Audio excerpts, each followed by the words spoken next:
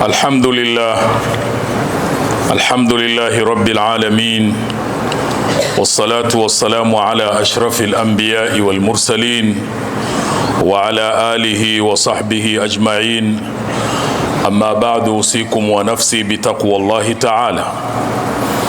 Ndugu Waislamu, na wahusieni pamoja na kuihusia nafsi yangu katika kumcha Mwenyezi Mungu Subhanahu wa Ta'ala, kwani wajapata waja wa Mwenyezi Mungu kuhusiana jambo lililo bora kabisa kuliko hili la kumcha Mwenyezi Mungu Subhanahu wa Ta'ala.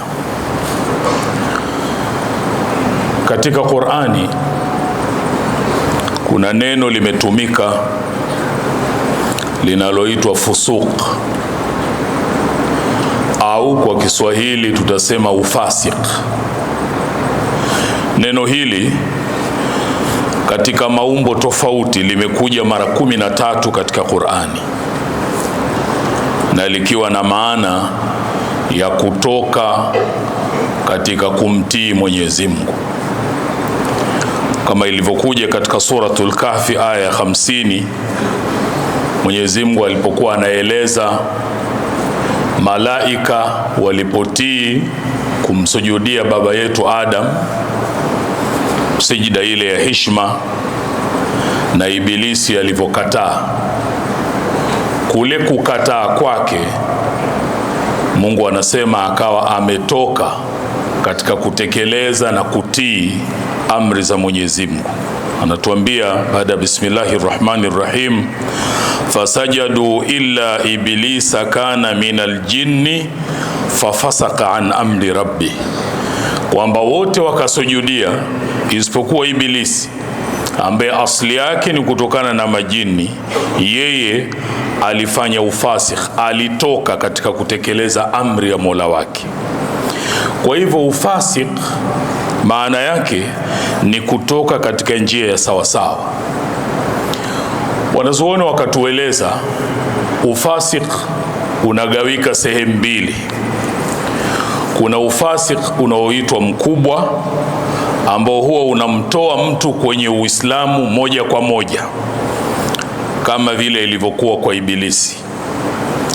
Na kuna ufasik unaitwa mdogo, aina ya pili, haumtoi mtu katika Uislamu, lakini anakuwa amefanya moja ya madhambi makubwa kabisa,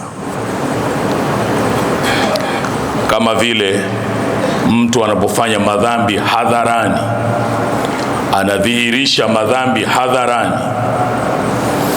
kama vile mtu anapodumu kwenye madhambi, kwamba haya ni madhambi, makosa, anajua na anayang'ang'ania, hataki kuacha, kama vile mtu kutowatii wazazi wake wawili, kuwa asi. Haya yote ni katika aina ya ufasik, lakini unaitwa ufasiki mdogo. Na ufasik ni katika mambo anayoyachukia Mwenyezi Mungu Subhanahu wa Ta'ala. Anatueleza katika surati al-Hujurat aya ya 7, anasema baada bismillahir rahmanir rahim, walakinna Allaha habbaba ilaykumul imana wa zayyanahu fi qulubikum, kwamba mjue kwa Mwenyezi Mungu amependezesha kwenu nyinyi imani, na mbali ya kuwa amependelea hiyo imani, kisha akaipamba katika nyoyo zenu. Wakiambiwa masahaba, lakini wakiambiwa wafuasi wa Bwana Mtume sallallahu alaihi wasallam kwamba sifa yao ya sawasawa ndiyo hii. Lakini si hivyo tu, wakaraha ilaikumul kufra wal fusuqa wal isyana, na yako mambo Mwenyezi Mungu anachukia kwenu msiwe nayo. Ya kwanza ukafiri, ya pili ufasik, kutoka katika kumtii Mwenyezi Mungu, na uasi. Wanaoshikamana na imani iliyopendelewa pamoja na kupendezeshewa imani katika nyoyo zao, wakatambua kwa Mwenyezi Mungu anachukia ukafiri na ufasiki na uasi, mwisho Mwenyezi Mungu anasema ulaika humur rashidun, hao ndio wale walioongoka, walio wasawasawa. Mwenyezi Mungu atujalie tuwe miongoni mwa hao. والله سبحانه وتعالى يقول: فإذا قرأت القرآن فاستعذ بالله من الشيطان الرجيم. أعوذ بالله من الشيطان الرجيم. بسم الله الرحمن الرحيم. ولكن الله حبب إليكم الإيمان وزينه في قلوبكم وكره إليكم الكفر والفسوق والعصيان أولئك هم الراشدون. صدق الله العظيم. بارك الله لي ولكم بالقرآن العظيم ونفعني وإياكم بالآيات والذكر الحكيم. أقول قولي هذا، استغفر الله العظيم لي ولكم فاستغفروه إنه هو الغفور الرحيم وهو البر الكريم.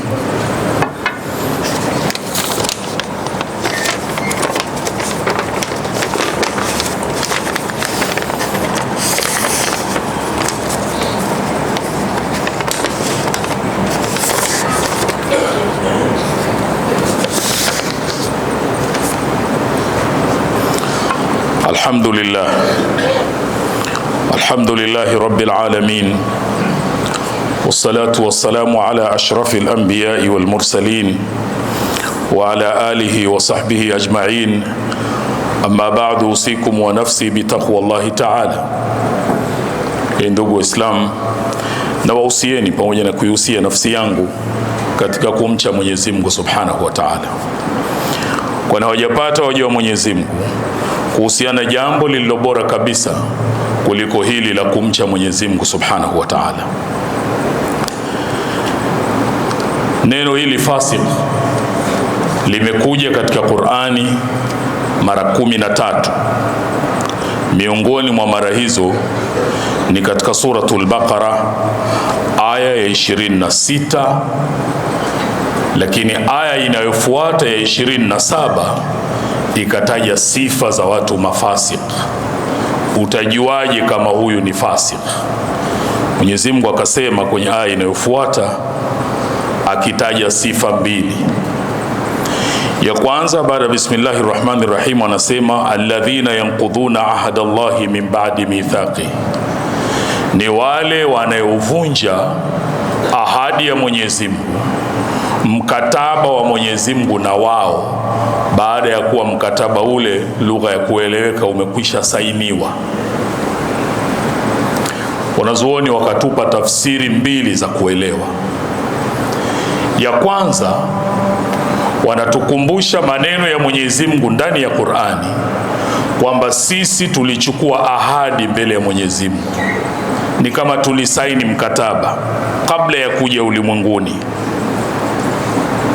ya kumwabudia yeye na kutomshirikisha, na sisi ndio mashahidi wa mkataba ule. Kwa hiyo sifa ya mafasik ni kwamba mkataba waliosaini wenyewe kati yao na Mola wao, wamekuja ulimwenguni wanauvunja. Tafsiri ya pili wakatuambia ni kuwa sisi tumo ndani ya Uislamu. Kuwa tumo ndani ya Uislamu, huo ni mkataba kati yetu na Mwenyezi Mungu. Sifa ya mafasik, wamesaini mkataba huo, halafu wanachagua vifungu katika mkataba kuvifanya. Mkataba ule unataka uwatii wazazi wako wawili, halafu unasema najua, lakini hiyo sifanyi maadamu ninaswali, lakini sina swali. Unachagua vipengele, kile kinachoitwa cherry picking. Haimo, hairuhusiwi, sio sawasawa, inakupeleka kwenye kundi la mafasik. Mwenyezi Mungu anatuambia katika Qur'ani kwenye suratul Baqara, ya ayyuhalladhina amanu udkhulu fi silmi kafa. Mwenyezi Mungu anasema, enyi wale ambao mlioamini kikweli kweli, ingieni katika Uislamu kwa ujumla wake. Usichague kwamba anajua hili alifaa inafanya, lakini sinafanya hili. Sawa, ndio, lakini kuna hiki inafanya. Hapana. Sifa ya mafasik, alladhina yanqudhuna ahda Allahi min ba'di mithaqi, wamesaini mkataba kisha wanavunja mkataba ule. Wanachagua swala 5, wanasema najua, lakini nitaswali Ijumaa tu. Riba haifai, anasema najua, lakini hii inaendelea, lakini huku sinatoa sadaka. Hiyo sifa ya kwanza. Sifa ya pili, Mwenyezi Mungu anasema wayaqta'una ma amara Allahu bihi an yusala. Sifa ya mafasiq, wanakata kile ambacho Mwenyezi Mungu ameamrisha kiungwe. Wanazuoni wakatuambia hapa kinachokusudiwa ni udugu. Mwenyezi Mungu ameamrisha tuunge udugu. Sifa ya mafasiq ni kuwa wao wanakata jambo moja ambalo Mwenyezi Mungu ametuwekea. Hakuna yoyote kati yetu alichagua ndugu zake. Hilo jambo Mwenyezi Mungu ametuchagulia. Hakuna mtu aliyochagua wazazi wake. Hakuna mtu aliyochagua familia yake kwa ujumla kwamba huyu ndo awe fulani awe fulani. Una mamlaka ya kukata kitu ambacho hukuchagua wewe. Kunaweza kukawa na migogoro katika familia, lakini si jambo jipya. Mwenyezi Mungu ametutajia katika Qur'ani migogoro ya ndani ya familia. Angalia watoto wa Nabii Adam, mtu na ndugu yake. Angalia Nabii Yakubu na wanawe. Muangalie Nabii Yusuf na ndugu zake. Hiyo ni migogoro ya familia ndani ya Qur'ani. Pamoja na hali hiyo, Mwenyezi Mungu hajaturuhusu kukata, anasema unga udugu. Inawezekana kabisa uo kwako wewe unaoona mgogoro haufiki kwenye nafasi yoyote na migogoro hiyo. Muangalie Nabii Nuhu na mwanawe, ni mgogoro. Pamoja na yote hayo, Mwenyezi Mungu anasema sifa za watu mafasiq, wayaqta'una ma amara Allahu bihi an yusala, wanakata yale ambayo Mwenyezi Mungu ameamrisha yaungwe. Hakuna aliyochagua ndugu. Inawezekana kabisa ndugu uliozaliwa naye, ukijiangalia wewe na namna alivyo, lau si ule udugu unaona kabisa hakuna mnachofanana chochote. Lakini juu ya hivyo Mwenyezi Mungu ameamrisha kuunga udugu. Hukuchagua wewe. Rafiki umechagua, mke au mume umechagua. Ukikata kwa sababu zako zozote utakazokata, hiyo mbali. Usithubutu kukata ambacho hukuunga wewe wala hukuchagua. Sifa za watu mafasiq, Mwenyezi Mungu anasema wayaqta'una ma amara Allahu bihi an yusala, wanakata yale ambayo Mwenyezi Mungu ameamrisha yaungwe. Mwenyezi Mungu atujalie tuwe miongoni mwa waja wake walio wema, wanaosikiliza maneno na wakafuata yaliyokuwa mazuri.